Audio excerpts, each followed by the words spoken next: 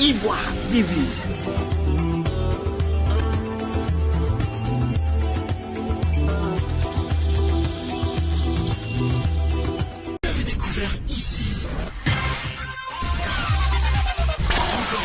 Que vous avez découvert Ivoire TV.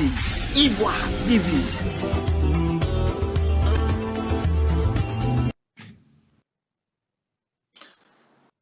Chers amis d'Ivoire TV, bonsoir. Merci de suivre Ivoire TV. Comme j'ai l'habitude de le dire, qui vous apporte des informations tous azimuts. Ce soir, nous allons parler de société. Nous allons parler de l'existence des Ivoiriens dans l'Hexagone. Nous allons parler de l'existence des Ivoiriens dans la diaspora. Bien sûr que nous allons parler de l'existence des Ivoiriens au niveau des États-Unis, surtout au niveau de Washington, D.C. Ils sont réunis en association qu'on appelle le UFI DC Metro. Ils sont avec nous ce soir. J'ai l'insigne honneur de recevoir Monsieur le Président Basile Nguetta. Président, bonsoir, comment allez-vous?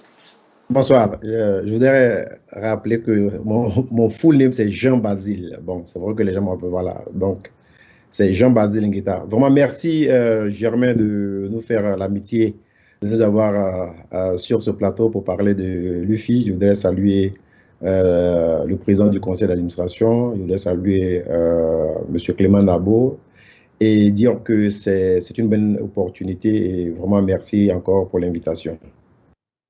Voilà, avec bien sûr M. Jean-Basile Nguetta, nous avons M. Clément Nabo, qui est membre de l'UFI. Monsieur Clément Nabo, bonsoir. Pour vous présenter davantage. Oui, merci. Bonsoir Germain. Merci de m'avoir sur votre plateforme pour parler de l'Union fraternelle des Ivoiriens, cette organisation qui nous réunit dans la métropole de Washington, D.C. et pour laquelle nous sommes très intéressés à regarder son fonctionnement. Je suis Clément Nabo, je suis ivoirien, je suis dans cette région métropolitaine de Washington, D.C. Je suis donc regardant parce que membre actif et de droit de cette organisation et donc je suis heureux d'être là pour, disons, apporter mes observations quant à la gestion et puis certaines autres choses dont je voudrais bien parler. Et je l'avais déjà noté à d'autres occasions. C'est pour cela que je voulais vraiment vous dire merci de m'avoir ici. Voilà, merci à vous, M. Clément Nabo, d'être sur ce plateau ce soir. Bien sûr, avec vous, nous avons M. Gustave Biaka, qui est le président du conseil d'administration de l'UFI DC Metro. Tout à l'heure, il va nous expliquer voilà, quel est le rôle d'un président du conseil d'administration. Monsieur Gustave Biaka, bonsoir, merci d'être sur ce plateau. Est-ce que vous pouvez vous présenter davantage? Bonsoir, cher frère Germain, et bonsoir à Ivoire TV. Je voudrais, d'entrée de jeu, saluer le président de l'UFI et le frère Clément Nabo pour le travail aussi qu'il fait. Et je pense que vous allez m'excuser, mais je vais décliner ces appels-là qui sont en même temps liés à mon ordinateur, donc ça me fatigue. Mais je voudrais dire merci à mes deux frères. Nous sommes tous dans l'ambiance d'organiser notre communauté. Je suis Gustave Biaka, je suis président du conseil d'administration de l'UFI. Je suis enseignant économiste aux États-Unis ici. Et je voudrais remercier sincèrement, vous remercier, chers frères, parce que vous nous donnez l'occasion à nous d'expliquer à la communauté ce que nous voulons, quelle est la vision que nous avons pour une organisation aux États-Unis. Et je pense qu'aujourd'hui, l'occasion nous est donnée et nous vous remercions sincèrement pour cela. Donc, nous attendons les questions et les éclaircissements dont vous aurez besoin. Merci. Voilà, merci beaucoup, M. Biaka. Merci à tous les invités ce soir. Présent, je voudrais commencer avec vous. À tout seigneur, tout honneur. Ça fait 2 ans que vous êtes à la tête de l'UFI, n'est-ce pas? Bien sûr, oui.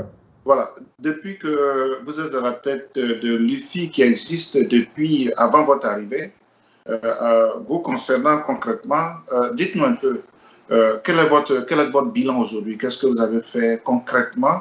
Parce que quand je lis votre statut et règlement intérieur, le but de l'IFI, c'est de rassembler les Ivoiriens et surtout d'apporter votre connaissance vers la Côte d'Ivoire. Qu'est-ce que vous avez fait concrètement vis-à-vis des Ivoiriens, de vos administrés, et qu'est-ce que vous avez fait aussi envers notre mère patrie?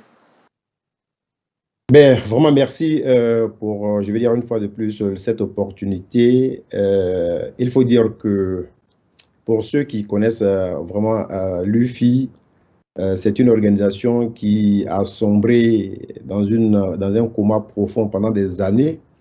Et donc, il y a eu plusieurs tentatives de restructuration. Lorsque nous avons été élus en 2019, ben, nous avons, le bureau et moi, essayé de répondre aux attentes des Ivoiriens.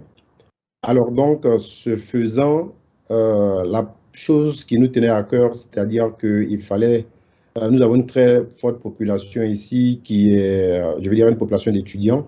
Alors donc, l'une des toutes premières activités que nous avons mis sur pied, c'était de rassembler ce monde-là à l'ambassade. Donc, nous avons eu ce qu'on appelle le forum de l'éducation.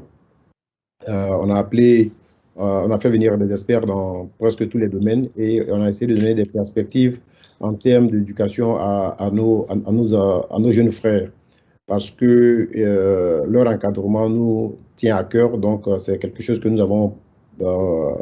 leur avons promis lors de la campagne. Et donc, cela a été fait. Ça, c'était, je crois, au mois d'octobre 2019, si ma mémoire est bonne. Et donc, après cela, on a mis sur pied, on a eu l'arbre de Noël pour les enfants parce que, bon, on est tombé vraiment dans les fêtes, donc il fallait égayer un tout petit peu nos tout petits dans la communauté. Nous avons organisé cela. Et puis, bon, malheureusement, nous avons fait face au Covid. Et donc, bon, il fallait faire avec les moyens des bords. Donc, cela aussi, nous avons fait une conférence. Et ici, je voudrais remercier un peu l'initiatrice, Dr Sandrine Kouassi, qui est la vice-présidente, qui a initié ce forum des femmes sur l'effet du Covid dans nos foyers. Donc, des docteurs en santé sont venus pour un peu parler des effets du Covid. Et donc, cette activité a eu lieu. Et bon, on a eu aussi ce que nous avons appelé, je vais dire, la conférence sur la cohésion sociale. C'est une conférence qui a nécessité pas mal de gens qui, n'est-ce pas, nous ont donné leur perspective, comment est-ce qu'il fallait ramener cette communauté ensemble, et comment est-ce qu'il fallait redoubler d'efforts en matière de cohésion dans notre communauté. Et puis, comme je l'ai dit tout à l'heure, nous, l'éducation, ça nous tient à cœur. On a eu un partenariat avec, une structure qui s'appelle MTS, qui est une école d'informatique, et tous ceux qui passent par le biais de l'UFI peuvent y prendre des cours avec une bonne réduction. Et puis, bon, comme je le disais, le Covid, il y a eu tellement de funérailles. On a été là auprès de nos concitoyens. Bon, on a donné toutes les informations qu'il fallait, ou aller chercher, par exemple, des vivres et tout ça. Alors, donc, voilà un tout petit peu, je vais dire de façon succincte, la réponse un peu à votre question. Merci.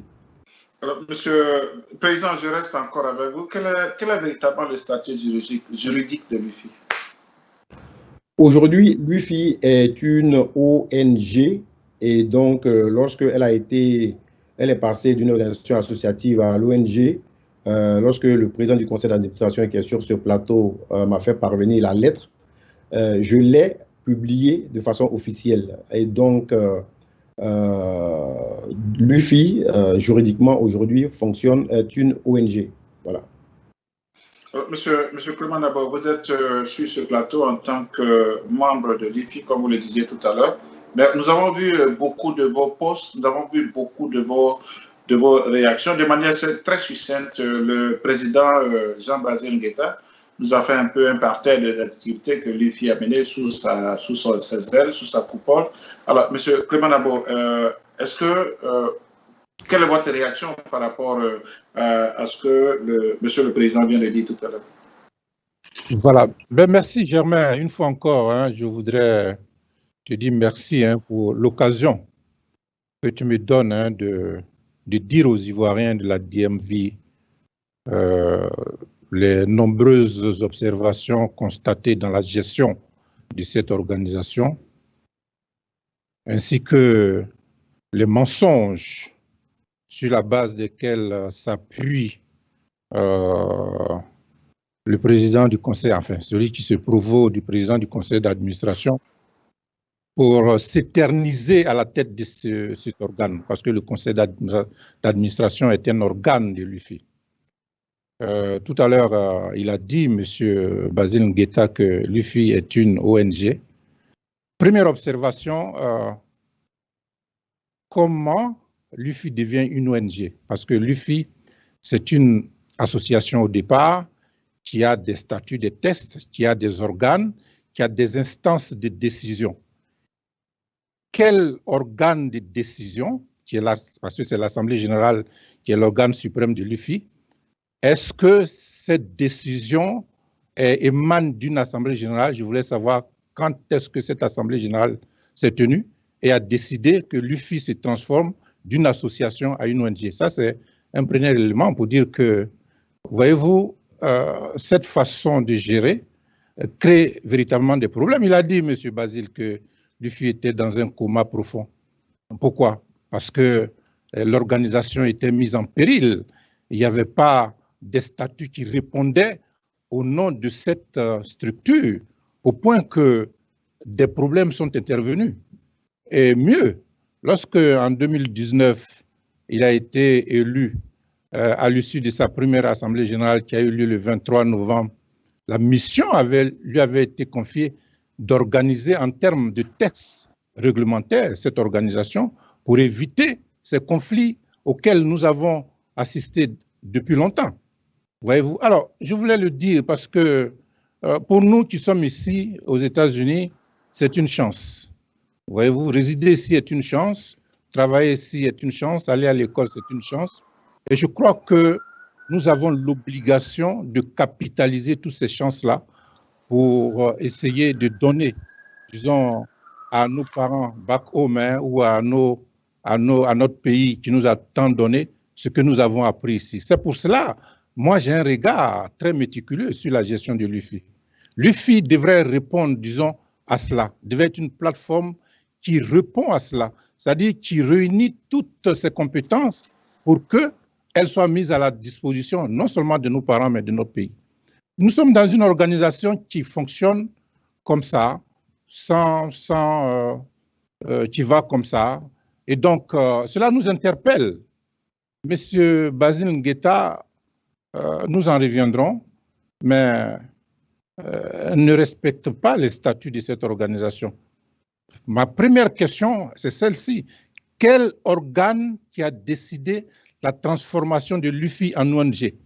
C'est à quelle date cette organisation, cette Assemblée générale a eu? C'est la première observation. Voilà, monsieur Gustave Diaka, vous êtes le président du PCA. Alors, définissez-nous un peu, c'est quoi le PCA au sein d'une structure comme votre organisation, l'UFI?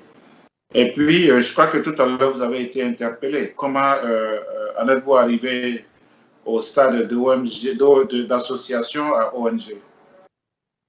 Merci. Oui, merci, frère Germain. Je voudrais d'abord dire que Clément Nabo l'a dit lui-même, que nous sommes dans un pays et nous devons prendre exemple sur ce pays-là.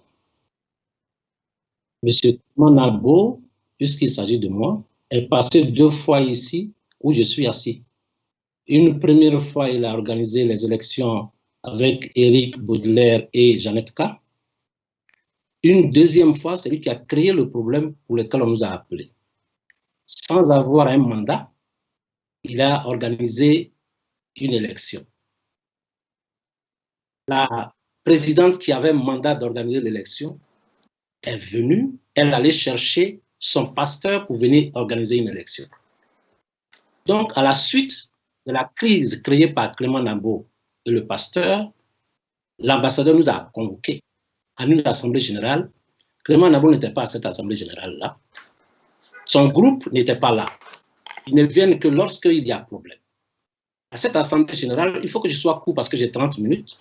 À cette assemblée générale, le pouvoir, disons, on nous a confié l'organisation pratique parce que l'ambassadeur lui-même en avait marre, nous a demandé d'organiser l'UFI pour que l'UFI soit représentatif. Cette assemblée, quand nous sommes sortis de là, nous avons contacté tous les présidents des infragroupes, comme ils sont ici. Moi, je suis venu ici en 2000, donc je les ai contactés.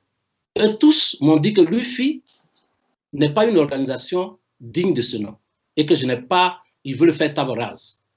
Je leur ai dit, et j'ai donc mené des enquêtes. Je me suis rendu compte que Clément Nabo, en 2009, faisait partie de l'équipe du président Cheikh. Et ils sont allés à DC, ils ont ouvert une plateforme pour dire que l'UFI était une association. Je suis allé là-bas, il y avait des dettes et tout. Ils ont changé plusieurs fois le nom de l'UFI, mais un homme responsable à qui on a confié une responsabilité. Nous devons prendre notre responsabilité. Nous avons donc pris l'engagement de payer les dettes. Et c'est ce que nous avons fait. Et nous avons organisé l'UFI.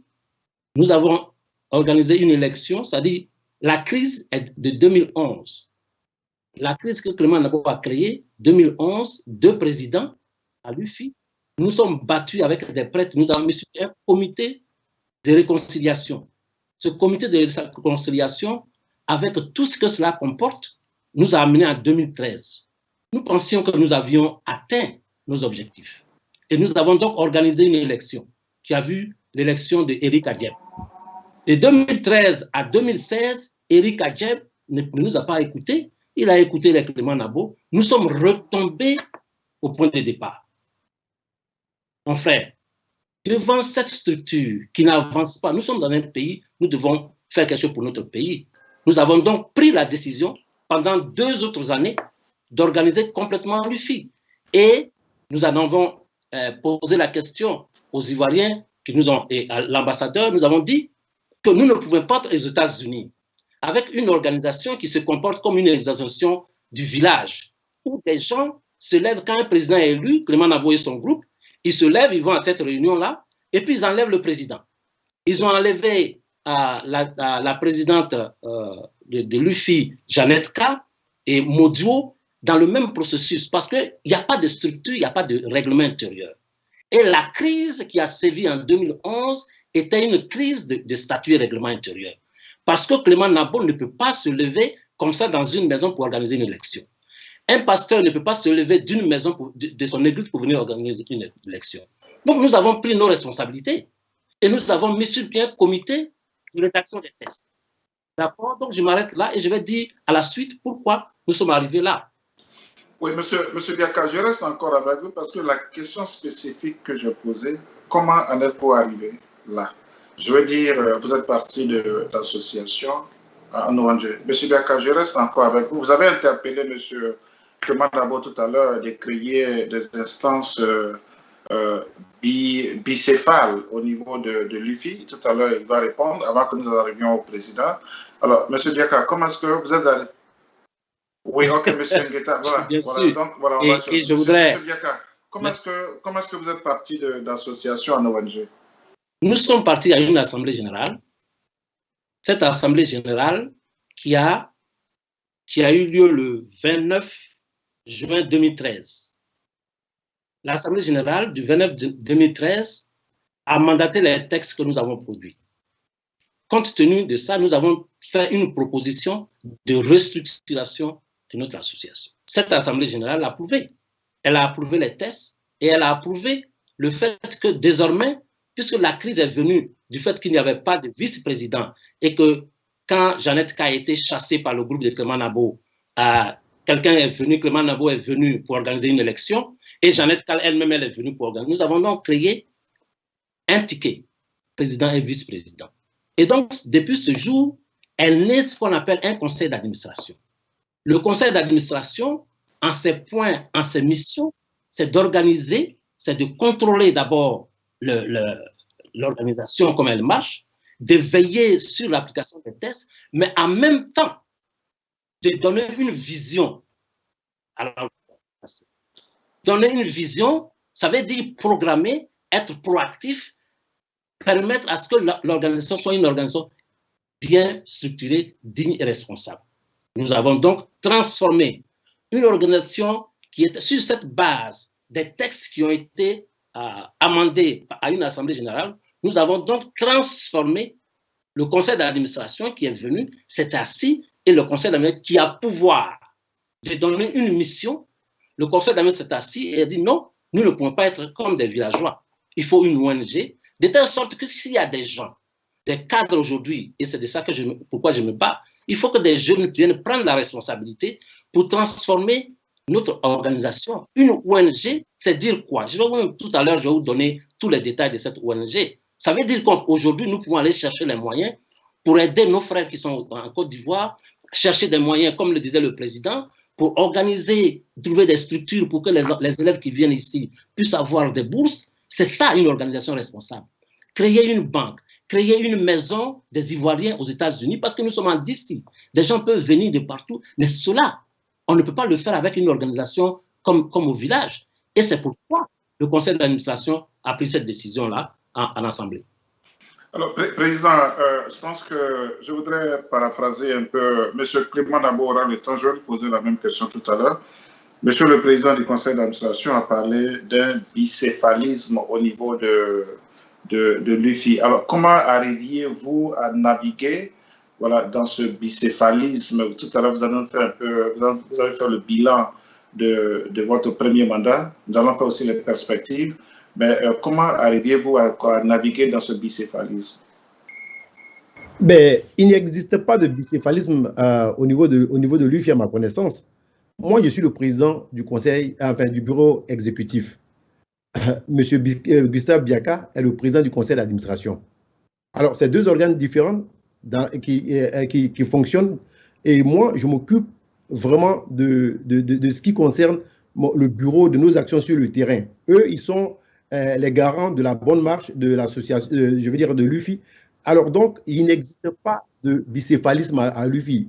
Ceux qui, je veux dire, volontairement veulent y voir un certain bicéphalisme peuvent le faire, mais nous travaillons de façon collégiale avec le conseil d'administration parce que, bon, ils font partie je veux dire, des organes de l'UFI. Et donc, chaque fois que besoin se présente, que nous avons besoin je veux dire, de leur soutien, bon, on les contacte, pardon, mais il n'en demeure pas moins que nous organisons nos activités en tant que bureau exécutif. Et donc, il n'y a pas de conflit entre le bureau exécutif et le conseil d'administration.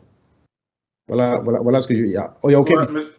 Voilà, M. Clément Dabo, tout à l'heure, a écouté le président du conseil d'administration. Vous avez créé au sein de l'UFI, on l'a écouté un peu, voilà, au niveau depuis un certain temps, vous faites beaucoup de mouvements au niveau de l'UFI. Est-ce à dire que d'abord, vous contestez le statut règlement intérieur de l'UFI? Parce que quand je lis le statut règlement intérieur que j'ai ici, c'est une forme de pouvoir rassembler les Ivoiriens. Est-ce que vous contestez ce statut règlement intérieur ou bien vous contestez le président actuel et son bureau ou vous contestez la présence d'un conseil d'administration? Voilà, merci Germain. Je voudrais tout à l'heure dans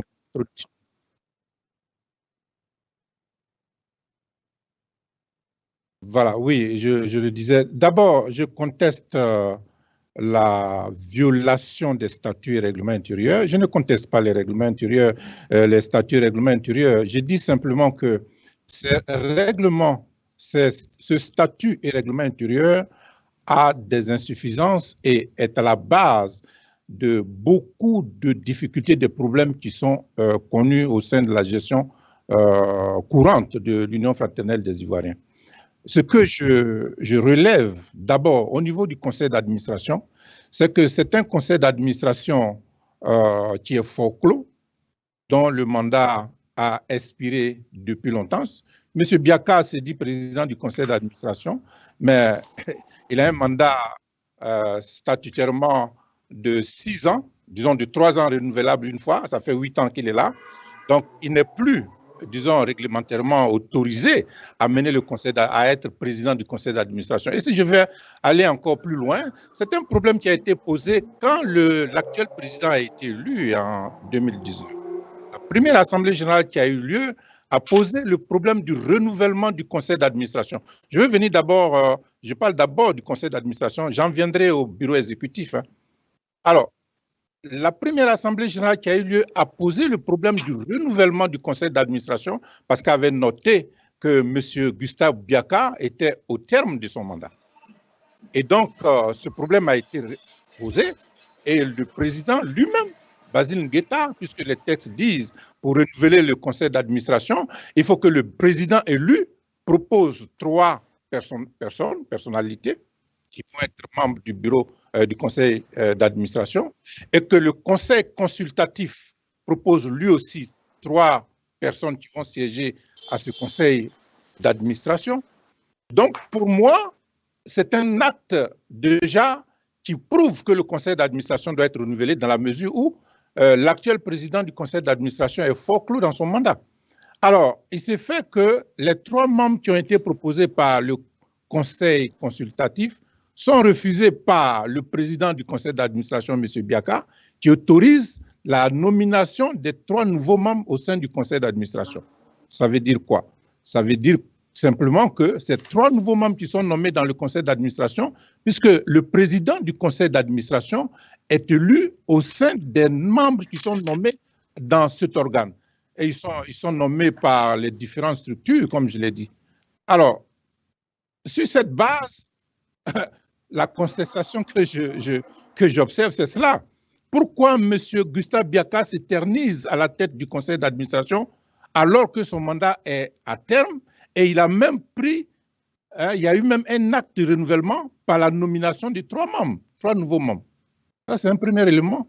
Deuxième élément, concernant le bureau exécutif, j'ai dit que le bureau exécutif, ce n'est pas que je conteste les statuts, mais bien au contraire, il viole les statuts. Voilà la question que je pose. Parce que ce bureau exécutif était amené, pendant son mandat, à organiser au moins 6 assemblées générales. Et 6 assemblées générales ordinaires, voilà, 6 assemblées générales ordinaires, et bon, il en a fait 2, 0 assemblée générale extraordinaire. Voilà les problèmes que je pose. Et je pose ce problème de qui c'est qui a donné quelle assemblée générale. Il a dit tout à l'heure que c'est une assemblée générale qui a autorisé le changement de statut juridique. Qui lise le rapport de l'assemblée générale qui a autorisé, disons, le changement de statut juridique de l'UFI. Ça, ce sont des principes que je pose, c'est clair. Ce n'est pas une question de... Voilà. Je reviendrai sur l'aspect du bicéphalisme dont il m'accuse. On va aller un peu en arrière et je vais lui faire la genèse parce qu'apparemment, j'ai l'impression qu'il est même le président du conseil d'administration, mais il ne sait rien de l'histoire de l'UFI. Je vais lui faire la démonstration tout à l'heure. Monsieur Biaka, au niveau du conseil d'administration, selon votre statut et règlement intérieur, quelle est la durée du mandat du conseil d'administration? Puisque M. Kleban a beau dit que vous êtes hors statut et règlement intérieur. La durée du président du conseil d'administration, le mandat est de 3 ans renouvelable une seule fois, ce qui fait 6 ans. Je voudrais que Clément Nabo sache que nous avons produit des statuts et règlements intérieurs. Ça fait combien d'années tu es là? J'en arrive, mon cher ami. Est-ce que les gens veulent savoir? Parce que tu confonds que tu as créé une crise et que tout ce qu'on a fait pendant la crise, tu tiens compte de ça. Mais moi, je suis partant pour ça parce que moi, je suis prêt à partir. J'ai fait ce que je voulais. Je voulais une organisation, une bonne organisation qui est une ONG. Je suis prêt à partir, mais je vais te dire pourquoi je suis encore là. Dans nos statuts et règlements intérieurs, il y a le titre 4 qui est le fonctionnement. Il faut que tu ailles sur cette page-là pour bien lire. Parce que ce que tu dis aujourd'hui et ce que tu continues de dire, et c'est pourquoi je te demandais que je voulais venir sur ton plateau, Et je remercie Germain qui m'a amené sur ce plateau. Le conseil d'administration, les papiers qui ont été signés en 2013 font état des conseils d'administration. Avant, il n'y avait pas de conseil d'administration. Quand Eric a été élu, il n'y avait pas de conseil d'administration. Donc, cela, si tu en tiens compte, mais je ne vais même pas cadrer ça parce que moi, je suis prêt à partir. Et aujourd'hui, je te dis que si demain, tu respectes les règles et que vous respectez les règles, je parle. Et je vais vous dire pourquoi, jusqu'à présent, je suis là et que je ne suis pas encore parti. D'abord, le conseil d'administration, les textes que nous avons produits, je n'étais pas membre, mais c'est quand vous avez créé la crise. Les deux présidents qui ont créé la crise, nous avons pris des éléments dedans pour venir faire les statuts réglementaires. Dans les statuts réglementaires, il donne la composition des membres du conseil d'administration. Il y a 3 membres que le président élu envoie au conseil d'administration. Il y a 3 membres que le conseil consultatif, je vais y revenir, le conseil consultatif, ce n'est pas comme ça qu'on voulait appeler ça dans les termes, mais les gens qui ont produit les textes nous ont dit, faites attention à ce groupe-là, ils sont très mauvais, ils risquent de ne pas vous faire évoluer. C'est pourquoi on a mis conseil consultatif, pour que ce groupe-là soit consultatif. Maintenant, il faut lire que c'est écrit que les membres nommés par l'AG au conseil d'administration ne peuvent occuper le poste du président du conseil d'administration. C'est-à-dire que les membres que le président envoie là, ils ne peuvent pas occuper le poste du conseil d'administration. Ouais. Les membres qui viennent du conseil consultatif peuvent, eux, occuper le poste du président du conseil d'administration. Ça ne dit pas que, même si demain je dis je pars, je quitte le conseil d'administration, mais je voudrais vous dire, je voudrais que vous me donniez le temps pour expliquer pourquoi.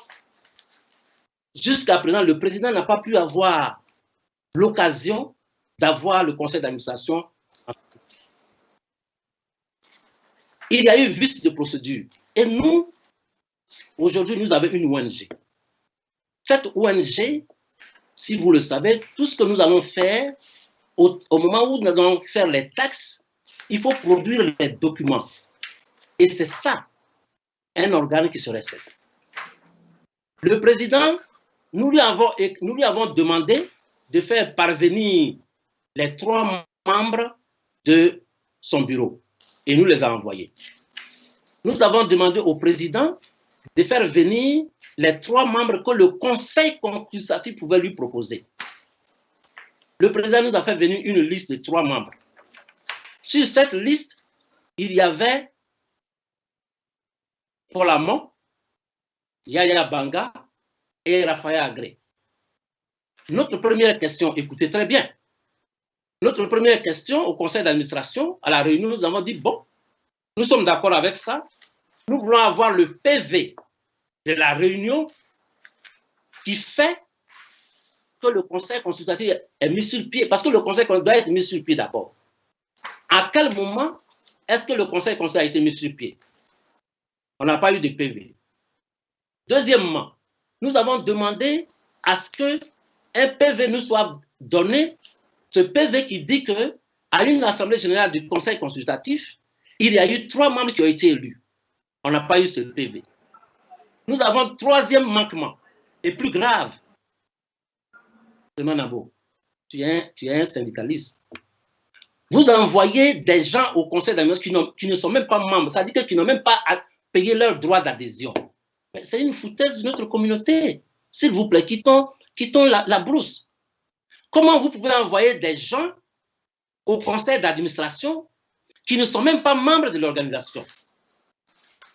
Ils ne sont pas sur la liste des membres actifs comme toi. Il y avait toi seul. Dans ton groupe de 7 là, il y avait toi seul. Donc, si on t'avait envoyé comme membre, on t'aurait accepté. Mais les autres n'avaient pas payé leurs droits. C'est après 4 mois qu'ils ont envoyé $250 pour qu'on les inscrive. Ça ne se passe pas comme ça. On va quitter ça. Et je vous dis que nous allons quitter ça parce qu'il faut respecter les textes. Tant que moi, je serai là, si tous ces membres étaient venus dans les normes, même sans tenir compte du fait qu'il n'y a pas eu de PV du conseil, mais s'ils avaient leur droit d'adhésion, on les aurait acceptés et on aurait organisé au sein du conseil d'administration une élection, puisque moi je suis prêt à partir. Malheureusement, ce n'est pas le cas. Et je dis ici et je le répète, que nous n'accepterons pas la zizanie. Il faut que l'UFI évolue. C'est vous qui me dites que vous connaissez d'où vient l'UFI. Moi, je n'étais pas ici, je suis venu en 2000. Donc, je n'étais pas ici. Mais dès que j'ai pris la tête, un homme, quand on te donne une responsabilité, tu l'assumes et tu laisses des traces. Je voudrais vous dire que, je voudrais finir pour dire que nous sommes tous ici dans un pays respecté. On ne peut pas venir briguer le poste du président du conseil d'administration si vous n'êtes pas membre quand même. Mais ce que je sais dans les études, c'est qu'un changement a toujours 3 étapes. Le changement, et c'est là que je vais terminer, le changement commence par l'initiative. Nous avons pris l'initiative et dans tout changement, il y a des gens qui sont contre comme toi. Ça, c'est normal. Mais on continue. Une fois qu'on a fini l'initiative prise, on arrive à l'implémentation. Aujourd'hui, le président de l'UFI est en train d'implémenter exactement ce que nous voulons. Nous voulons. C'est vrai qu'il faut faire les marques de Maracana, mais il faut instruire les gens. Et donc, le 3e sur lequel nous allons aller, quand vous allez vous battre et que le conseil va se mettre en place, il va avoir l'institutionnalisation où les gens vont comprendre que nous avons créé une ONG pour que les Ivoiriens puissent vivre correctement aux États-Unis. C'est ce que je voulais vous dire pour le moment. Je vous remercie. Président Biaka, je suis en train de lire un peu votre statut règlement intérieur. Au niveau du règlement intérieur, dans son titre 3, conseil d'administration. Je peux réagir rapidement, hein, si vous permettez, Germain. Oui, non, monsieur Nabo, vous permettez? Oui, ok. On l'a interpellé, voilà, on l'a interpellé, monsieur, voilà, parce que avec le président Jean-Baptiste Ngueta, nous avons parlé de l'organisation concrète. S'il a quelque chose à dire pour revenir un peu sur tout ce qui a été dit, mais on va parler de l'organisation concrète de la prochaine Assemblée générale. Allez-y, monsieur Nabo. J'avais une question pour monsieur Biaka. C'est cette démagogie de monsieur Biaka là qui crée le problème et qui fait qu'on ne peut pas s'entendre. Parce que quand vous l'entendez parler, on a l'impression que l'UFI, c'est sa propriété. Moi, je ne peux pas l'accepter, mais tu n'acceptes rien. C'est l'Assemblée générale qui décide. Et le problème que nous posons, il est simple. Voyez-vous le monsieur qui est assis là, monsieur Basile Ngueta, Jean-Basile Ngueta, il est élu par les Ivoiriens, président de l'Union fraternelle des Ivoiriens. Et monsieur Biaka qui est nommé par quelqu'un, et je crois que c'est Diomandé qu'il a nommé à un moment donné, parce que les membres du conseil d'administration sont nommés. Lui contrôle celui que la population, c'est-à-dire les Ivoiriens ont élu. C'est cette, tu vois, c'est cette dichotomie-là que nous mettons en évidence. Ça, c'est le premier aspect. Deuxième aspect, quand on parle d'une organisation, mais justement, nous sommes méticuleux des tests. Lorsque ton mandat est à terme, tu dégages, mais tu ne t'éternises pas parce que, selon toi, c'est toi qui es à la base de l'organisation et toi qui fais, justement, l'UFI, depuis ta gestion en tant que président du conseil d'administration, et tu l'as créé en ONG, qu'est-ce qui a changé jusque-là? Parce que tu ne fais même pas de rapport aux gens. Et c'est ce que nous dénonçons. Qu'est-ce que tu fais, Biaka? Je vais aller en arrière parce que tu m'as interpellé en disant que j'ai fait 2 élections, ceci, cela. Rapidement, si vous permettez, monsieur. Voilà. Vous avez votre temps. Voilà. Monsieur Jean-Baptiste Ngueta va réagir sur tout ça tout à l'heure. Voilà, oui, tout à fait. Alors, monsieur Cheikh Touré, dont il parle, effectivement, c'est quelqu'un qui a dirigé l'UFI. C'était en 2009. On va aller très loin, mais rapidement, je vais revenir dessus parce qu'il ne sait pas de quoi il parle. Cheikh Touré a géré l'UFI pendant 6 mois. J'en étais son secrétaire général. Mais quand nous sommes arrivés en 2009, qu'est-ce que nous avons fait? On a fait l'état des lieux de l'UFI. Nous avons fait des statuts de l'UFI dignes parce qu'il y avait des difficultés et nous avons créé ces statuts-là. Ces statuts sont là, je les ai ici. Qu'est-ce que nous avons fait? Nous avons, à l'issue du statut, nous avons créé, disons, un compte bancaire logé à Bank of America, contrairement à ce qu'il dénonce aujourd'hui, et il a toujours continué de dénoncer. Nous avons fait les statuts de l'UFI, nous avons ce qu'on appelle ici Article of Incorporation. Nous l'avons fait, nous avons immatriculé cette organisation. ce qui a été le problème, c'est quoi? Et donc, en 2009, quand il est parti, Cheikh Touré, parce qu'il était appelé à d'autres fonctions, ce bureau exécutif dans lequel j'y faisais partie a été obligé, à une assemblée générale, de partir, puisque le président, les tests ne le prévoyaient pas, de continuer. C'est comme ça, l'UFI est parti. Et donc, il y a eu une période de transition qui a été créée où Madame Jeannette K est arrivée aux affaires pendant cette période en 2010.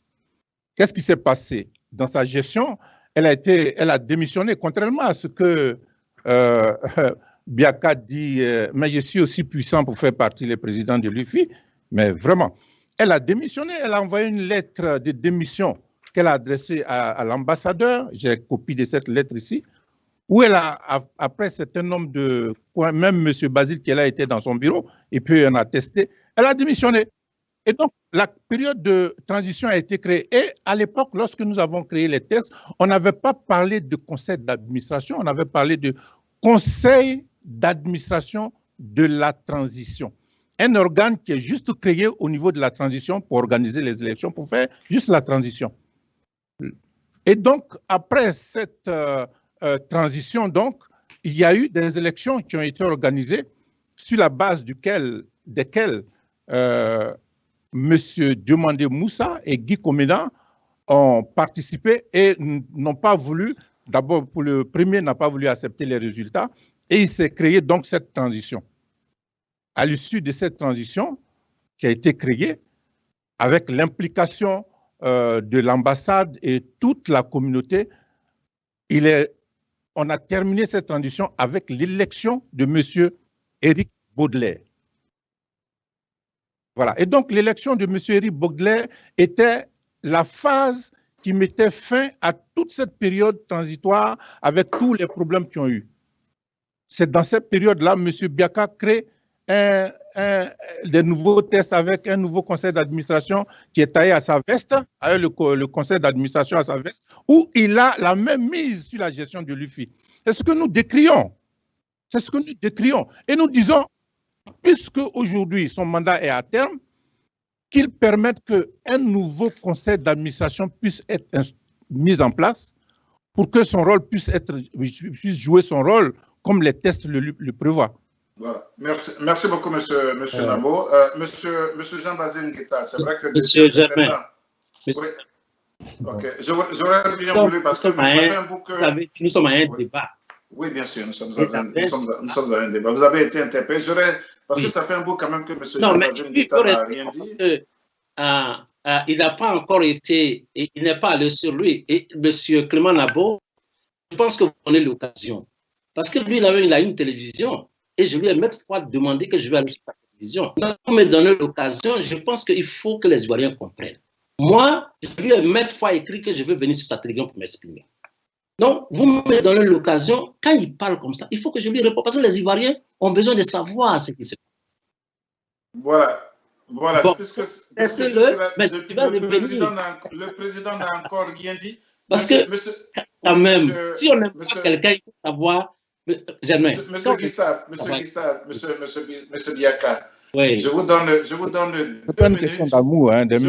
Je vous donne 2 minutes, mais vous savez, le président actuel est là par respect pour sa personne. Voilà, mais allez-y, monsieur Biaka. Allez-y, monsieur Biaka, je vous donne 2 minutes. Je voudrais que Manabo sache que moi, je suis syndicaliste. Et le syndicalisme, ça, c'est pratique. Quand il dit monsieur Biaka a fait 9 ans, 20 ans, il faut qu'il parte. Je vous ai dit, il n'a pas fait cas. Non, je ne dis pas il faut qu'il parte. Monsieur Clément Nabo, vous permettez? Des gens qui vont être au conseil d'administration, qui viennent sur la liste des candidatés pour candidater et qui ne sont pas membres. C'est comme ça que l'UFI vit toujours. Lui-même, il a dit, il est venu pour organiser les élections là. Quelle assemblée qu'il a promis pour organiser cette élection? Il s'est levé, Mani Minutaro, un matin, et puis il a organisé les élections. Je dis, moi... Je vais réagir, hein, parce que moi j'ai des vidéos. Je vais montrer. Oui, non. Permettez que le président, je crois que vous avez une autorité aussi sur sur la plateforme. Il y a le président qui est là. Effectivement, M. Biaka. Moi, oui, j'ai la parole. Non, mais ne dites la vérité. On m'a donné la parole. C'est ça aussi le syndicalisme. Je ne peux pas permettre à M. Biaka de dire des contre-vérités. Puisque moi, j'ai des vidéos, j'ai des éléments, j'ai des documents qui attestent ce que j'ai dit. Donc, il ne peut pas venir dire des choses comme ça aux Ivoiriens. Il faut que moi je réagisse. Merci, M. Clément Nabo. M. Biaka, allez-y. La régie est en train de vous chronométrer. On vous dira quand votre temps va arriver. Merci, parce que c'est 2 minutes. Je disais à Clément Nabo qu'il n'a eu aucune autorisation, aucune assemblée. Il s'est levé, lui, pour organiser une élection. Un pasteur s'est levé de son église pour venir organiser une élection. L'ambassadeur nous a convoqués, il a convoqué tous les Ivoiriens. Lui aussi était convoqué. Il n'est pas allé là-bas. Son groupe dont je parle là, c'est quand il y a problème qu'ils viennent. Quand l'organisation marche, ils ne viennent pas, donc ils n'étaient pas là. Je ne peux pas autoriser, je ne peux pas permettre à M. Biaka de mentir devant les Ivoiriens et puis vous laisser. Non. Monsieur Nabo, voilà. Non. Nous sommes face aux Ivoiriens. Non, mais écoutez, M. Germain, je ne peux pas accepter ces mensonges-là de M. Parce oui, que, voilà. Donc, monsieur Nabo, moi, si j'ai vous des éléments. Permettez au président, permettez au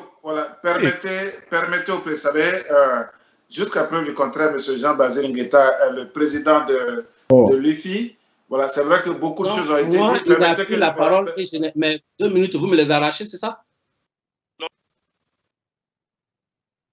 D'accord, merci. Je vais y revenir. De toute façon, je vais y revenir parce que ça, ce n'est pas un débat. Un débat d'intellectuel, c'est quand quelqu'un a la parole, on le laisse parler. Ça fait, bon, en principe, c'était un débat qu'on avait prévu pour 30 minutes, mais la régie me fait dire qu'on va augmenter de 15 minutes parce que ça devient intéressant. Et c'est ça, la télévision. Vous savez, une minute même, quand vous avez des invités qui alimentent le débat, voilà. Voilà, monsieur Jean-Basile Ngueta. Voilà, ça fait un bout quand même que vous êtes assis, vous n'avez pas parlé, vous avez écouté vos co-débatteurs. Je voudrais que vous réagissiez un peu sur tout ce que vous avez entendu, parce qu'en fait, la deuxième partie de cette émission, c'était l'organisation pratique de l'Assemblée générale à venir et les perspectives de l'UFI. Donc, réagissez un peu sur tout ce que vous avez entendu. Et puis, certainement que nous allons passer à la deuxième partie de cette émission, l'organisation pratique de l'Assemblée générale. Oui, exactement. Merci. J'ai écouté avec beaucoup d'intérêt, je veux dire, certains propos. Pour revenir un peu sur ce qu'ils appellent, disons, ce qu'on appelle le conseil consultatif. Le conseil consultatif actuel, c'est quelques personnes qui se sont caporalisées des associations. Clément Nabo qui est là, il siège au conseil consultatif en tant que président des NEO. Il n'existe aucune organisation de ce type dans notre communauté ici. Où il est, il ne peut pas nous dire qui est dans son bureau. Alors que le conseil consultatif regroupe, au regard de nos tests, regroupe les présidents je veux dire, des infragroupes qui nous disent quelle est la dernière fois qu'il y a eu une réunion des NEO, qui est son vice-président, qui est son trésorier. Il y a un petit groupe qui s'est incrusté à la tête des communautés qu'ils ont pris en otage depuis des années. Et qui, je veux dire, devant les Ivoiriens, partout, depuis que nous sommes arrivés aux États-Unis, c'est pour moi qui ai fait près de 20 ans, il existe les mêmes gens-là à la tête de ces associations-là. Et qui, je veux dire, caporalisent ces associations-là. Donc, eux-mêmes, eux qui sont vraiment, je veux dire, à cheval sur les tests, qui sont régis sur les tests, alors qu'en leur sein, ils sont à la tête de communautés fictives qui n'existent même pas. Fictives, pardon, qui n'existent pas. Et ça, et je pense que lui qui dit qu'il est là pour organiser les communautés, il va falloir qu'il commence par sa propre communauté. Moi, j'ai été président des ANI. Nous avons des réunions tous les jours, des vidéos sont là. Il n'existe aucune communauté de néo ici. Mais comment est-ce qu'il justifie sa présence dans ce conseil-là? Pour dire que nous, vous avez vu, lui, il y a beaucoup de problèmes. Il y a des gens qui, lui, par exemple, ça fait 2 ans. 2 ans qu'il m'interpelle sur Facebook, qu'il m'interpelle, je vais dire des choses. Alors que je lui ai demandé à Clément Nabo, comme tu as une télévision, ok, il ne faudrait pas qu'on crée une télévision parallèle, je te fais une proposition d'émission. Je lui ai envoyé cela. Il n'a jamais réagi. leur groupe, ils ne viennent à aucune de nos activités. Clément Nabo qui est là, quand ils vont aux réunions, il dit votre président. Il y a dans leur sein des gens qui m'estiment bien, qui m'aiment bien, qui viennent me le dire. Voilà comme ils m'interpellent, voilà comme ils m'apostrophe. Alors, il ne faudrait pas qu'on reste ici devant les Ivoiriens pour dire que non, voilà, comment le président ne fait pas ça. Alors qu'eux-mêmes, ils ne viennent qu'aux assemblées générales. Ça les intéresse. À aucune activité de l'UFI. Eux tous, dans leur groupe, ils ne viennent jamais. Une communauté pour laquelle vous vous battez tant, on élit un président.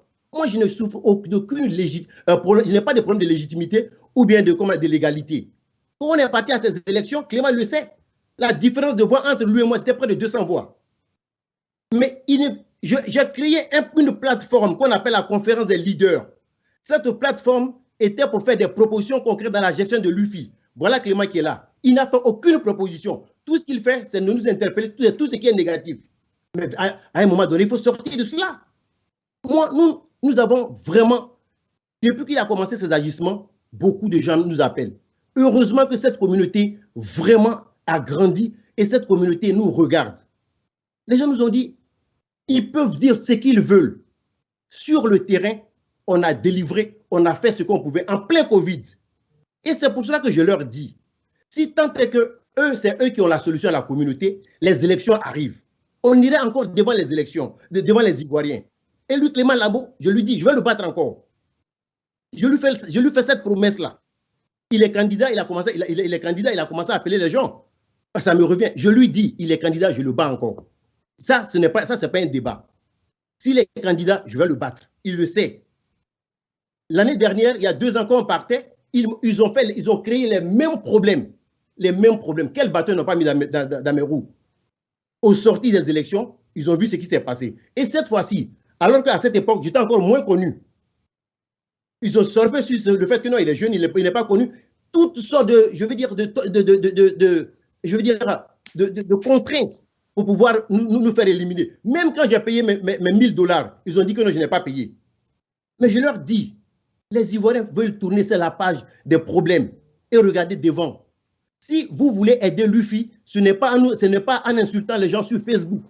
Ce n'est pas en faisant des vidéos sur Facebook. Vous venez et on travaille. On a créé une plateforme. Vous n'avez fait en 2 ans, vous n'avez rien proposé. Absolument rien. Tout ce que vous voyez, c'est ce qui est mauvais. Et ça, les Ivoiriens sont fatigués. Si vous ne le savez pas, ils n'ont pas le courage de vous le dire. Moi, je vous le dis. Parce que nous, ils nous appellent. Et je voulais finir cela ici pour dire que je leur donne rendez-vous sur le terrain, surtout à lui, Clément Nabo. Voilà, monsieur Jean-Basile Ngueta, je reste encore avec vous parce que, monsieur Clément Nabo, vous permettez. Monsieur Jean-Basile Ngueta, nous allons passer. Oh, oui, non, parce que l'Assemblée.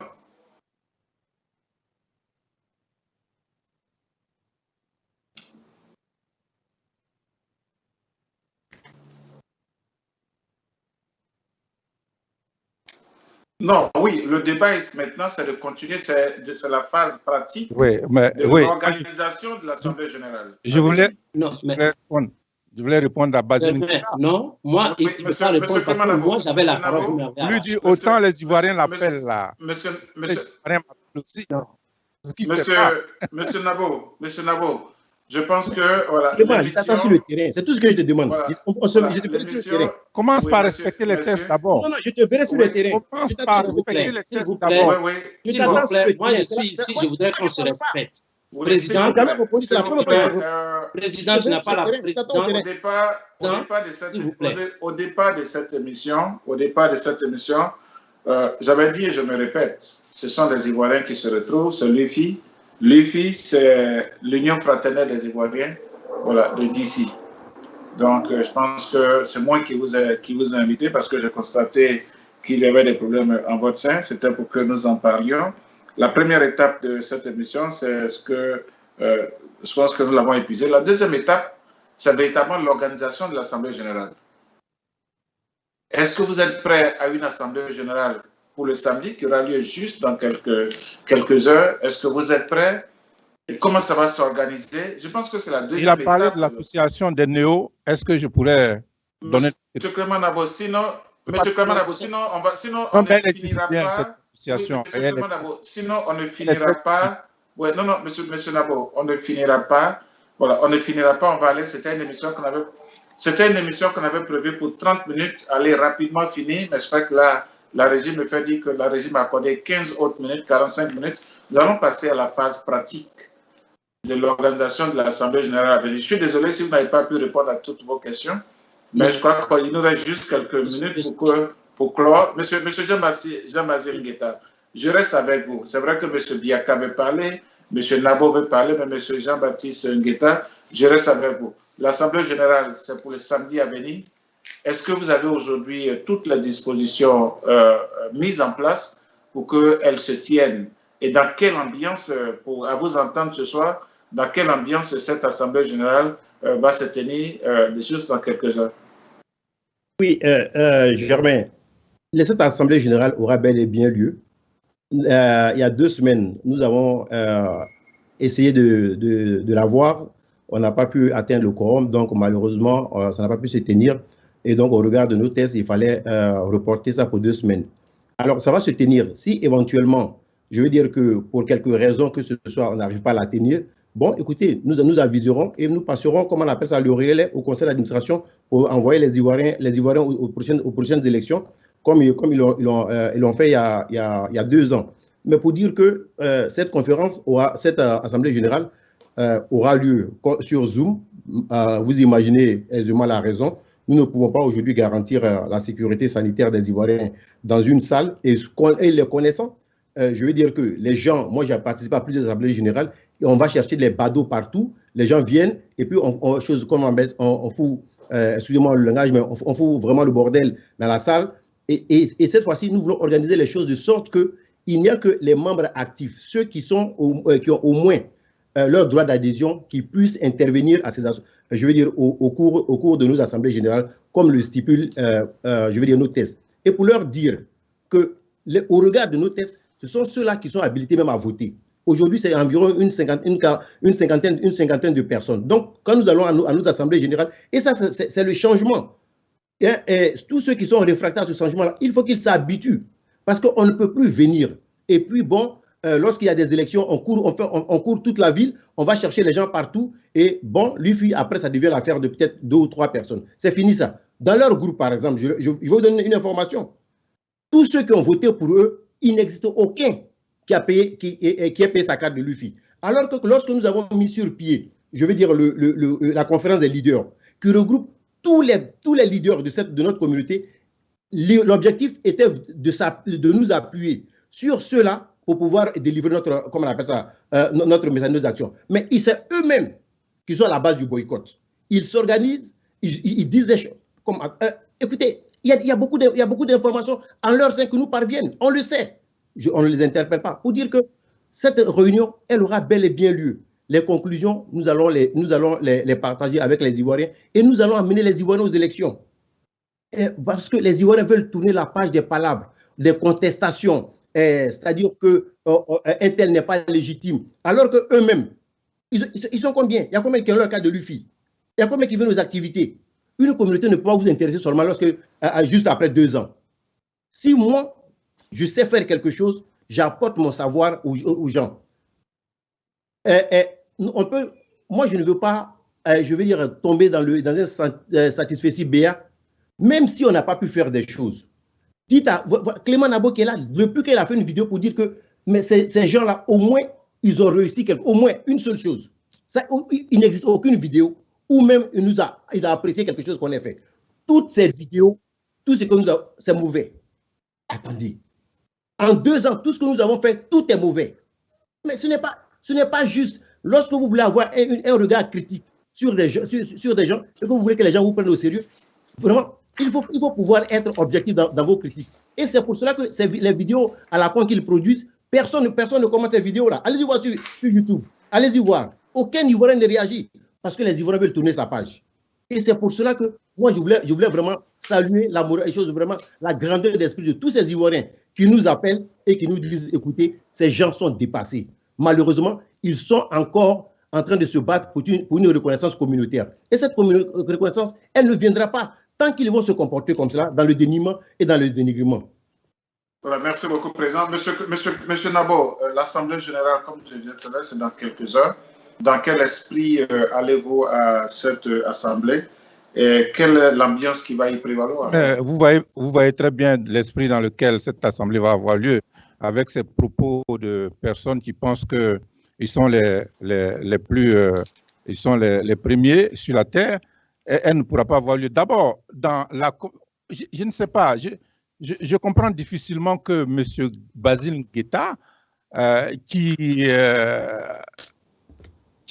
devrait, disons, organiser, mettre de l'ordre dans cette union, n'arrive pas à le faire. L'Assemblée générale, dans la convocation de l'Assemblée générale, il est dit dans les textes que les différents rapports, d'abord, premièrement, il n'a fait que 2 assemblées générales au cours des 2 années qu'il a passées.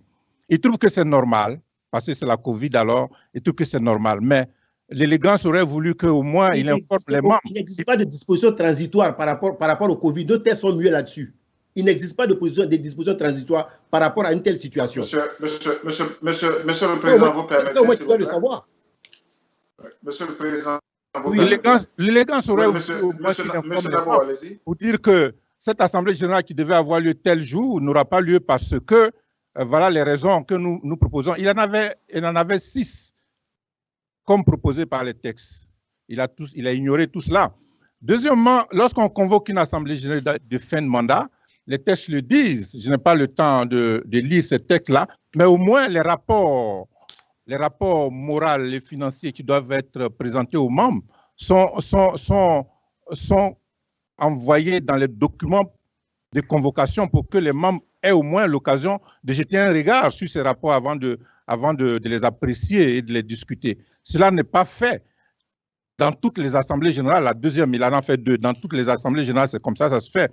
Comment on peut apprécier un rapport si on ne peut pas le lire? On n'a aucune disposition pour se prononcer sur ce rapport. Ça, c'est un premier élément. Ça veut dire que cette Assemblée générale va se faire comme il veut. Et il fait comme il veut, hein, de toutes les façons. Donc, la disposition d'esprit pour cette Assemblée générale, il fera son Assemblée générale comme il veut.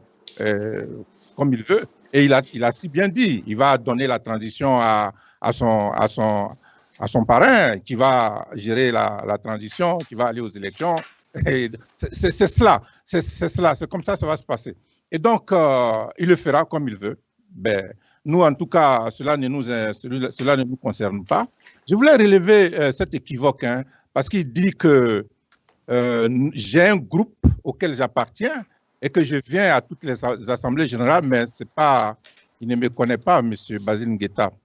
Apparemment, il ne me connaît pas. Il ne s'agit pas de groupe auquel j'appartiens. La conférence des présidents, ce qu'on appelle le conseil consultatif, c'est l'ensemble des différents présidents d'associations.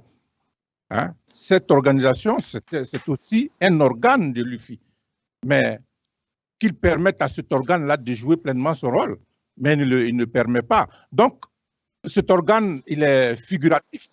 Donc, il ne peut pas jouer son rôle. Voyez-vous? Quelle plateforme est donnée aux membres pour s'exprimer?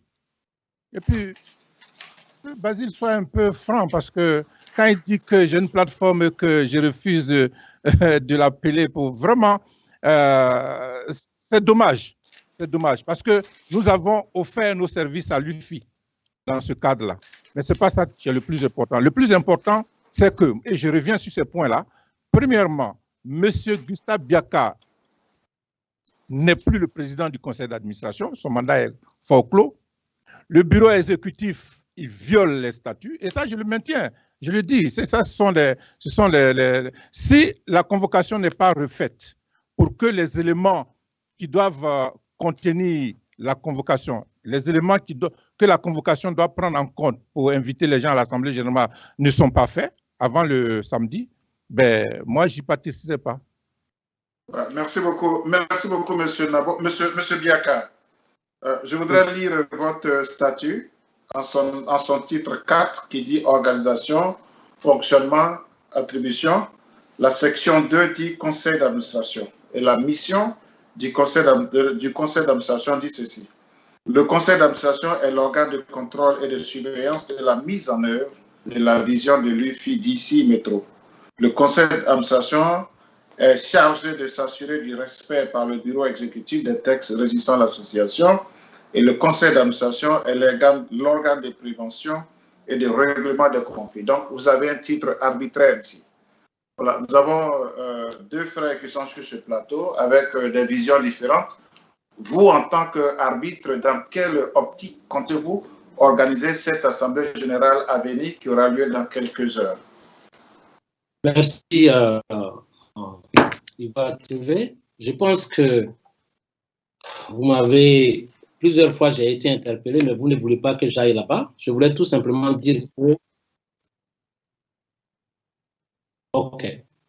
Donc, je voulais tout simplement dire que à tous les Ivoiriens et ceux qui nous écoutent d'ailleurs, nous avons trouvé une organisation émiettée, cassée, et nous avons réorganisé cette organisation. Il y a un nombre de cette organisation qui est devenue une ONG pour tout le monde, c'est 82-48 97 590. Je reprends. 82-48 97 590. Nous avons passé des nuits à écrire et puis à faire ce projet-là. Une ONG vaut mieux qu'une association villageoise. Monsieur Clément Nambo m'interpelle sur des points. Il dit que je ne suis pas président du conseil d'administration. Mais Clément Nambo seul ne peut pas décider du fait que je ne sois pas le président du conseil d'administration parce que le conseil d'administration n'a pas été renouvelé par la faute des gens de son groupe qui sont venus comme s'ils se croyaient hier dans les villages pour intégrer un conseil d'administration sans en avoir été membre, même pour payer ses droits. C'est monsieur l'ajout de la... Je ne vais pas m'arrêter cette fois-ci. Oui. Un jour, mais il faut être à jour, il faut être membre et il faut être à jour. Il a dit tout à l'heure qu'il est membre actif. Il y a des membres de droit et il y a des membres actifs. Et c'est les membres actifs qui ont droit à la parole. Donc, M. Clément Nabo, moi, je suis vraiment dépassé parce que je pense qu'aujourd'hui, il faut, vous m'excusez, aujourd'hui, oui, je m'excuse, c'est mon fils. Mais je voudrais dire que j'ai quand même mal au cœur quand je vois Clément Nabo agir de la sorte. Parce que son savoir-faire là, au lieu d'avoir un esprit de critique, il faut qu'il ait un esprit critique pour faire avancer la communauté. Hier, il m'accusait de voleur de 10 000 $. Aujourd'hui, il n'en parle pas parce que j'ai tout détaillé et j'ai mis ça. Cette fois-ci, je vais continuer. Si demain, à une assemblée, si c'est l'assemblée qui décide... Son rapport de gestion a été désapprouvé par la commission. Il me prend la parole encore ça. Monsieur Biaka, c'est vrai que vous voulez répondre aux antécédents, mais je pense que la question que je vous ai posée ici, en tant qu'arbitre de tout ce que nous entendons, comment comptez-vous organiser les élections, l'Assemblée générale à venir? Vous êtes un peu l'arbitre, vous êtes le président du conseil d'administration et je vous ai lu un peu votre statut et règlement intérieur en son article 4 qui parle de organisation, fonctionnement, attribution dans son chapitre 1 et à sa section 2. Parce qu'on va boucler l'émission, comment comptez-vous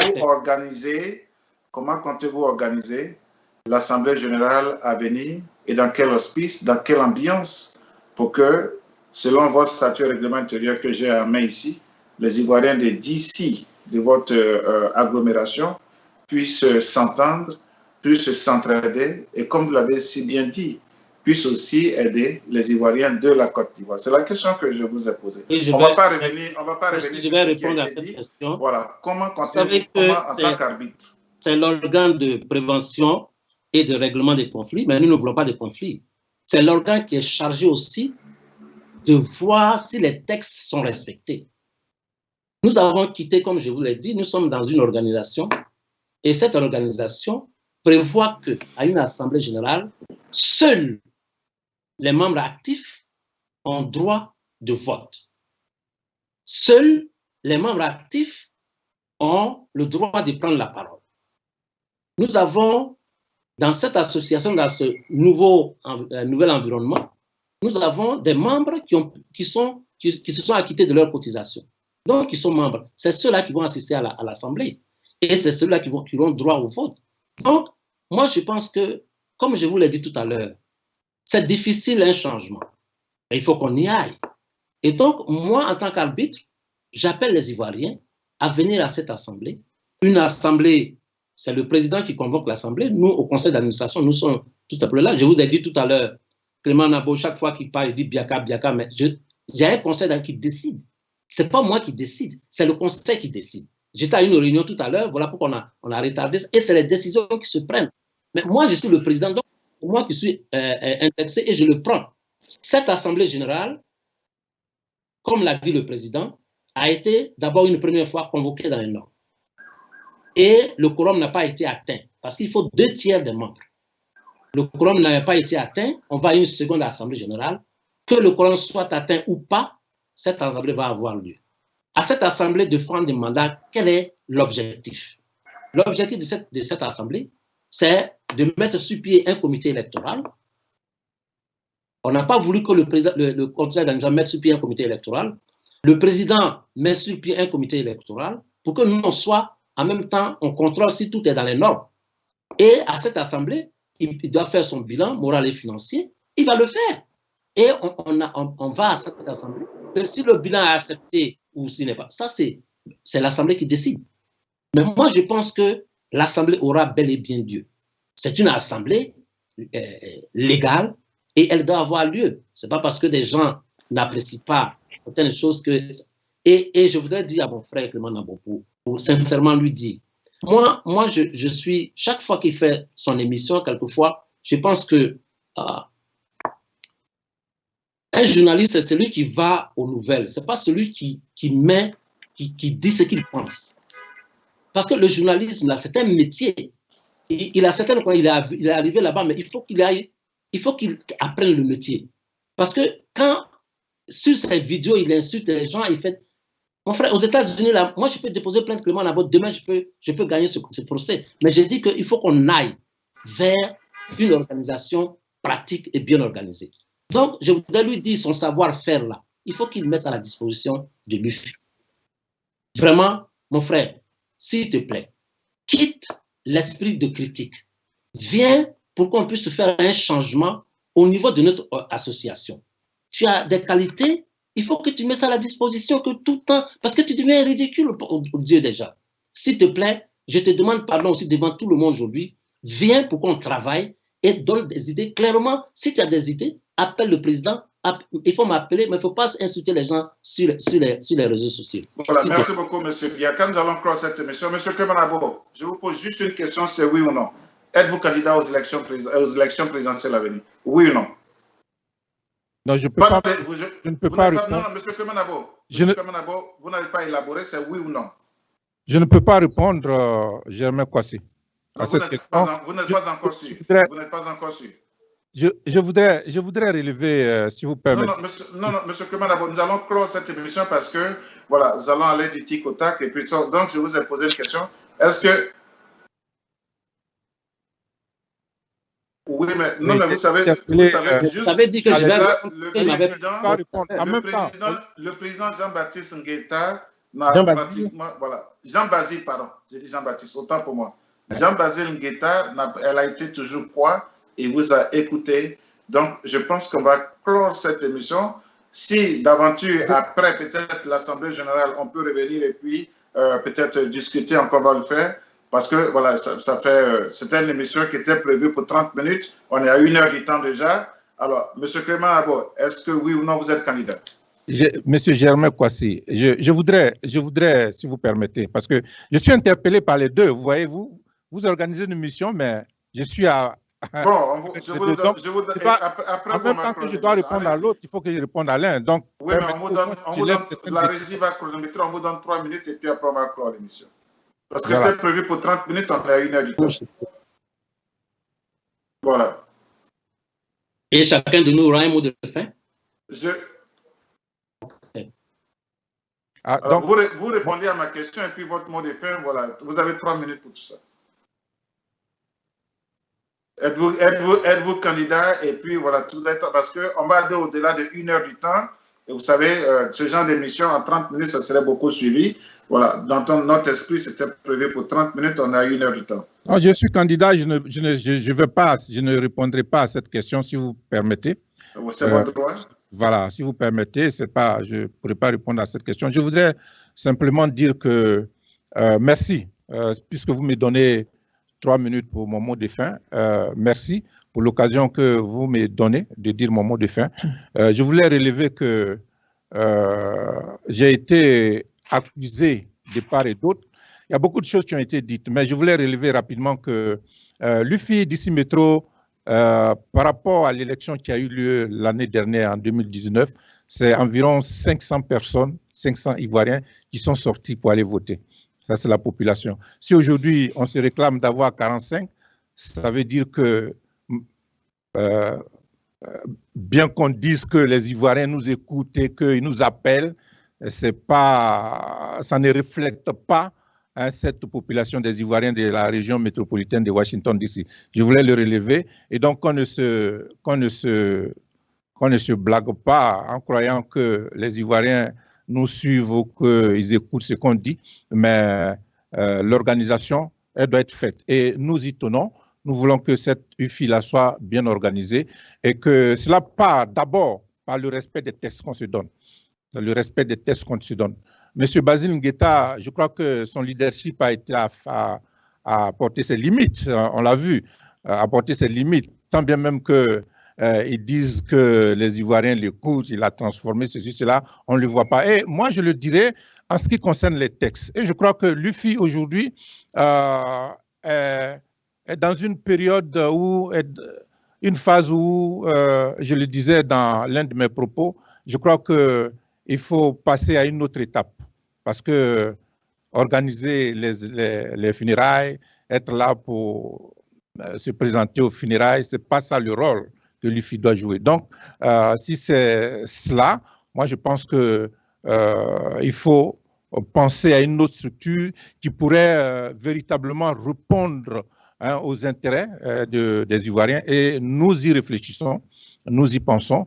Et je crois que c'est cette démarche-là que nous allons mener, parce qu'avec un conseil d'administration qui ne peut pas se renouveler et avec un président du conseil d'administration qui prend l'UFI comme sa propriété, comme si c'était une entreprise, on prend les décisions, on fait ce qu'on veut, je crois qu'il faut mettre un terme à cela. Mon dernier mot, c'est cela. Je vous dis merci de m'avoir invité. J'aurai l'occasion de revenir en détail sur tous ces points-là avec les accusations qui m'ont été portées. Je vais, avec preuve à l'appui, puisque nous n'avons pas le temps ici de le montrer, j'ai des vidéos, j'ai des documents que je vais montrer aux Ivoiriens pour dire combien de fois, avec le mensonge, ce président du conseil d'administration continue de trimballer les Ivoiriens vers une destination où on ne sait pas où ils vont arriver. Ouais, Monsieur Clem Laborde, je voudrais, au nom de toute la direction d'Ivoire TV, vous dire merci. Et je voudrais vous dire qu'à chaque fois que vous nous sollicitez, voilà, nous sommes toujours présents, nous serons ouverts à vous. Et je pense que, comme vous l'avez dit, voilà, apportez-nous ces preuves. Et puis, Ivoire TV, voilà, se chargera peut-être de vous écouter. Monsieur Jean-Basile Ngueta, je vous pose la même question. Êtes-vous candidat à votre propre succession?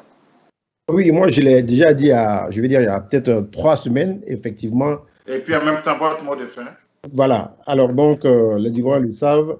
Ils sont nombreux, ceux qui pensent que on doit pouvoir renouveler ce mandat. Alors, donc, je voulais, à travers cette émission, leur dire merci. Mais dire une chose. Tout à l'heure, Clément Nabo dit que non, l'UFI se résume à des funérailles. Et ça, c'est ce qui, je veux dire, c'est cette mauvaise foi que très souvent, je dénonce. Lorsqu'on dit que nous avons fait, comment on appelle ça, je veux dire un forum sur l'éducation, ils n'en parlent pas. Lorsque nous avons fait un forum sur l'impact du Covid sur les femmes et les enfants, Clément Nabo n'en parle pas, puisqu'il ne vient pas à ces manifestations-là. Lui et nous, on se croit seulement dans les funérailles. Mais lui, son rôle aussi, c'est d'apporter assistance aux Ivoiriens qui sont en détresse. Donc, c'est pour cela qu'il a l'impression que l'UFI se résume, nos actions se résument à des funérailles. Mais ces Ivoiriens qui décèdent, ce n'est pas nous qui les tuons. Mais nous avons l'obligation d'apporter assistance à ces familles et à nos frères. Et comme on se voit seulement dans les funérailles, il a cette impression-là que nos actions se limitent à des funérailles. S'il faisait l'effort, son groupe et lui, de venir à nos actions, il allait comprendre que non, on ne se limite pas aux funérailles. Et c'est la preuve que devant les Ivoiriens, qu'ils ne viennent pas à nos activités. Tous leurs problèmes, ils viennent aux assemblées générales pour juste, comme on appelle ça, contester. Et ils sont dans la contestation. On leur accorde cela. Nous ne voulons pas que tout le monde, je veux dire, comme on appelle, nous caresse dans le sang du poil. Ça ne va pas arriver. Mais on veut seulement des critiques objectives. Alors, pour dire que nous voulons vraiment dire merci aux Ivoiriens. Nous avons passé un mandat 2 ans assez pénible au regard du Covid. Des actions que nous avons voulu, je veux dire, des activités que nous avons voulu mener n'ont pas pu avoir lieu parce que, bon, écoutez, on ne pouvait pas, n'est-ce pas, regrouper les gens dans une salle. On a essayé de trouver la parade avec Zoom, qui était aussi nouveau dans la communauté, mais il n'en demeure pas moins que nous reconnaissons qu'il y a encore du travail à faire. Cette émission dure depuis près de 1h30. Regardez les problèmes que les gens soulèvent, des problèmes qui datent de plus de 20 ans, dans lesquels nous tombons, nous qui sommes un peu plus jeunes dans la communauté. Alors, nous ne pouvons pas vraiment, je veux dire, que régler les problèmes de la communauté en 2 ans. Ce n'est pas possible de transformer une telle société en 2 ans. C'est un processus. Et nous sommes engagés dans ce processus. Je pense que ceux qui sont réfractaires au processus vont pouvoir se mettre de côté et le train va avancer avec ceux qui, manifestement, veulent le changement. Alors, donc, nous sommes là pour travailler pour les Ivoiriens.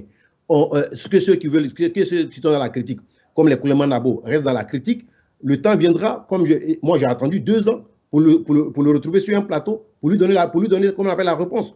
Parce qu'il le sait. Il a passé tous 2 ans sur les réseaux sociaux à m'interpeller, à m'apostropher, à m'interpeller. Il a mon numéro de téléphone. J'ai créé une plateforme pour qu'il donne des conseils. La première fois où il m'a invité chez lui, c'était même pas pour parler de la communauté, c'était pour parler de choses, comme on appelle ça, George Floyd qui a été assassiné. C'est de ça que c'est la seule fois. Ce monsieur, je vous le dis, il faut que les Ivoiriens le sachent. Il faut que les Ivoiriens le sachent. Ce monsieur, même quand on se retrouve dans des fêtes, on se retrouve dans des manifestations, il tend son micro à tout le monde, il m'invite. La dernière fois qu'il a fait, c'était à la dédicace de livre de M. Phil Nomel. Je n'ai pas manqué de dire à Phil Nomel. J'étais juste à côté de lui. Moi, je suis la première, je suis quand même, je veux dire, entre guillemets, la première autorité, je veux dire, des Ivoiriens ici, je veux dire, quand même, j'utilise la communauté avec beaucoup de modestie. Mais s'il y a une manifestation, on tend les micros. Il était là. Il sait de quoi je parle.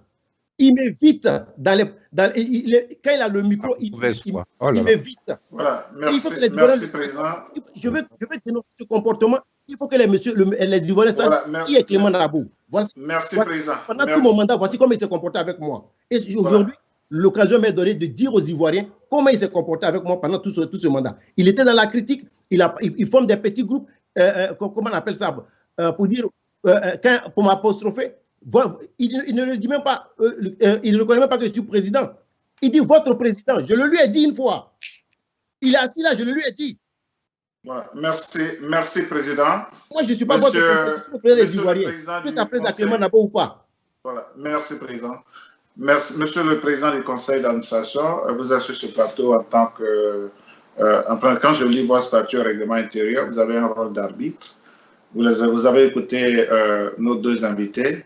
Alors, nous arrivons au soir de cette émission. Vous avez le même nombre de temps.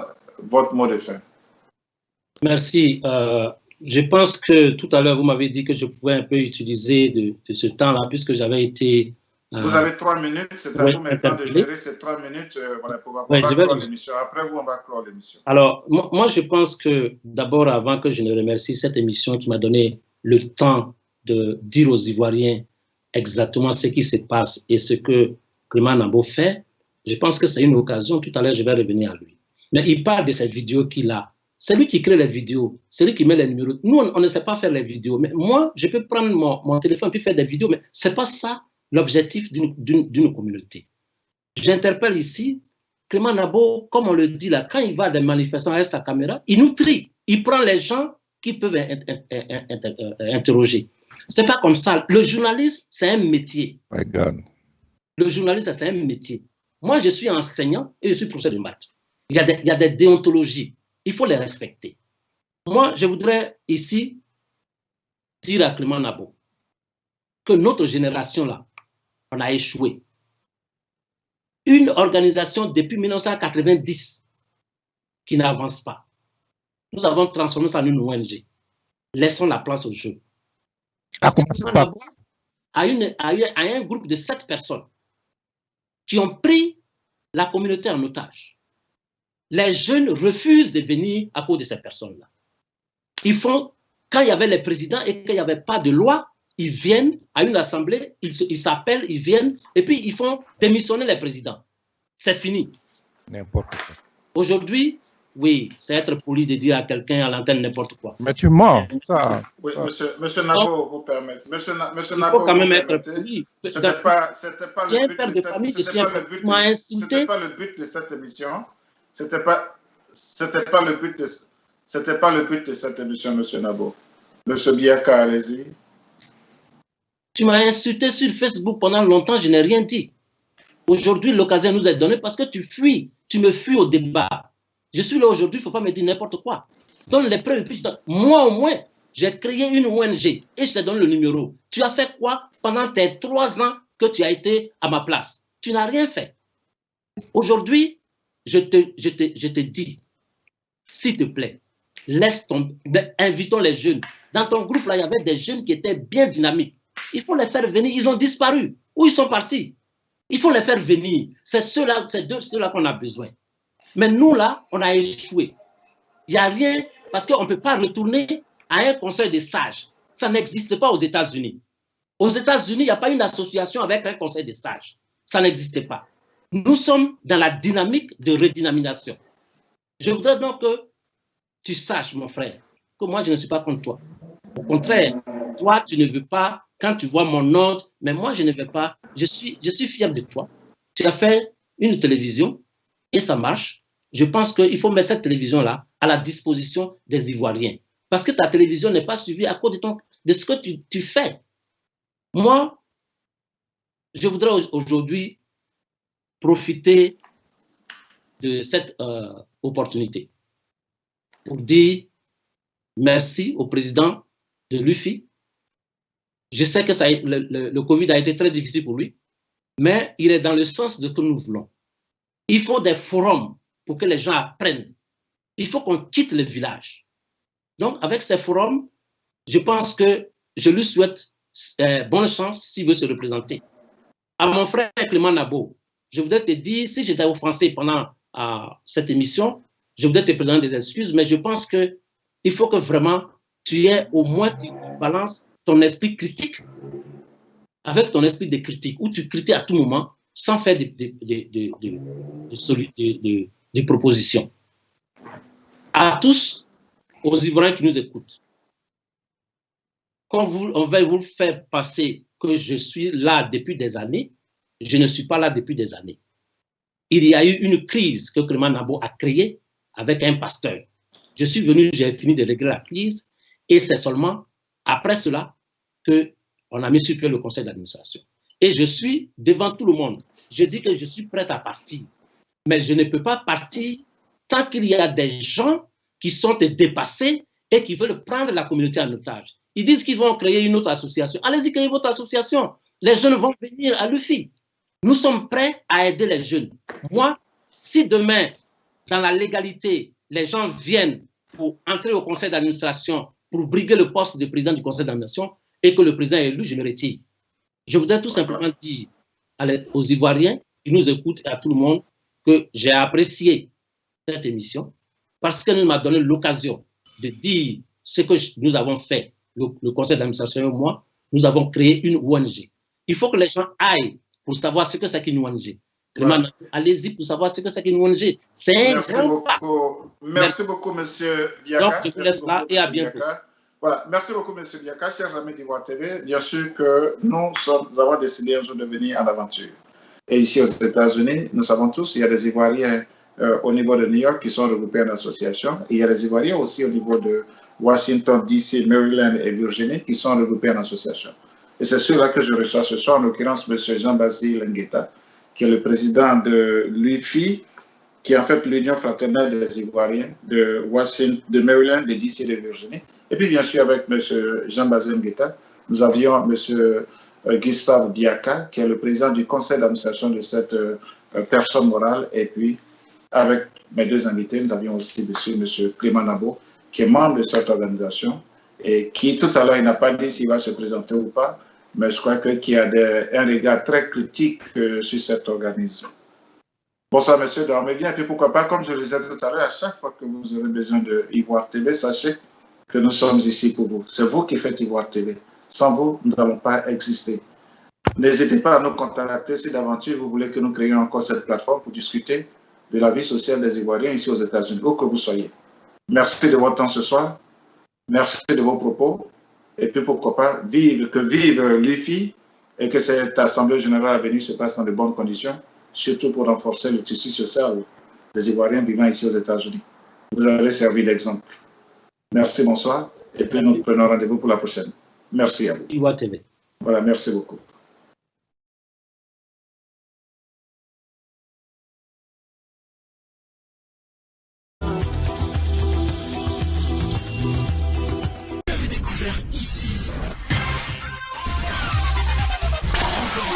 Que vous avez découvert Ivoire TV.